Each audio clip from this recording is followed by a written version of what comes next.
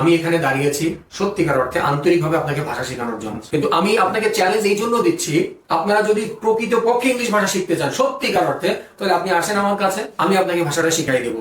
শর্ত একটা, আমি সবসময় আমার অফলাইন ক্লাসে আমি চ্যালেঞ্জ দিই এবং একটাই কথা বলি যে আপনি যদি রিয়েলি ভাষা শিখতে চান, একটাই শর্ত, আমি যেটা বলবো ইংলিশের জন্য সেটা আপনাকে শুনতে হবে। আপনি যদি শোনেন ইনশাল্লাহ আপনার ভাষা হবে।